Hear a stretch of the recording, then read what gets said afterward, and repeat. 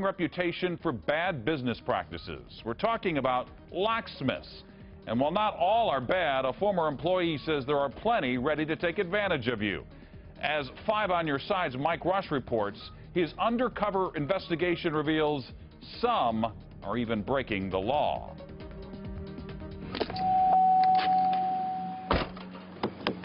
Give Chris Barnard a few minutes and chances are he can get in your car. I have yet to come across a car that I can't get into. Barnard isn't a criminal. This is his vehicle. He's a locksmith, but as he tells it, in some cases the two are hard to distinguish. It's an industry, he says, that's littered with lies. He said, I'm not a locksmith for a living. I'm a liar for a living. And as we found out, even law-breaking. But I'm going to go now. Barnard ought to know. While he's an independent locksmith now, he was once a cog in what 5 on Your Side discovers appears to be a large locksmith machine.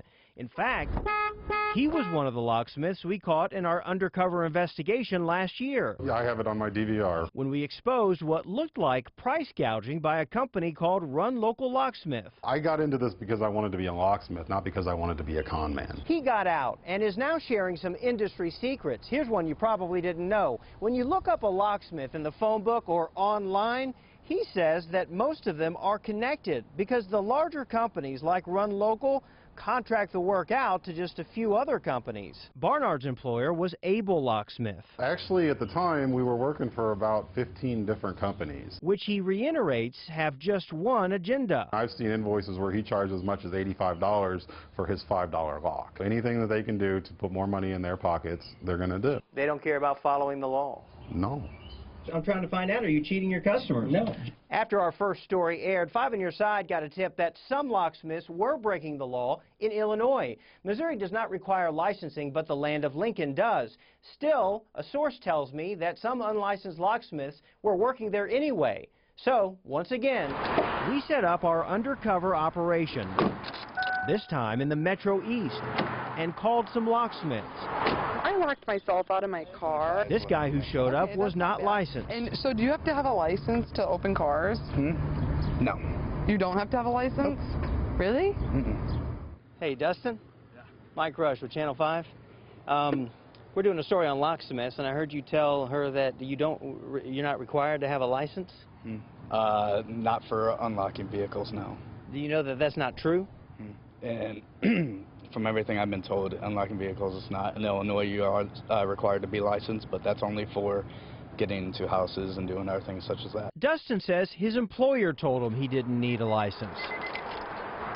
We called other locksmiths over a 2-day period, but... Hi, yeah, I put in an order like an hour ago for a locksmith. No one else showed up.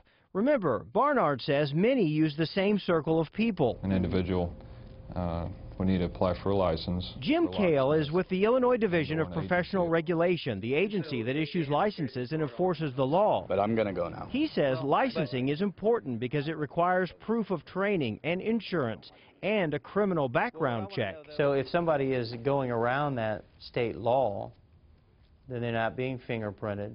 You don't know who they are. That's correct. I was just doing what I do. Barnard says while he wasn't forced to bend or break the rules, there I am. He was strongly encouraged to do whatever it took to make more money, like drilling a lock that could be picked. It was always, you know, you need to charge more, you need to charge more, you need to charge more. That's what is, but the bottom line is all about money. Come to find out, the owner of Able Locksmith, based outside of Kansas City, says this guy works for him. Is it surprising you to know that you're supposed to have a license? The owner says he mistakenly thought it was okay to send his unlicensed workers to Illinois. But because of our investigation, he says he put an end to it. The owner also says he does not condone shady business practices and has fired the supervisor Barnard talked about. Mike Rush, 5 on Your Side. To protect yourself, Barnard and others recommend you find a locksmith you trust now and keep that number handy in case you need it. A good resource is the Associated Locksmiths of America. There's a link on KSDK.com.